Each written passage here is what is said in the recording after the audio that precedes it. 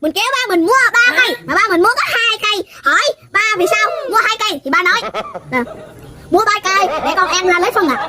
Ra lấy phân à? Tức không muốn nói luôn á mẹ. Bye bye. Thôi giờ không lòng vòng nữa, múc ba cùng mình nha. Đó. Mẹ ăn thử nè.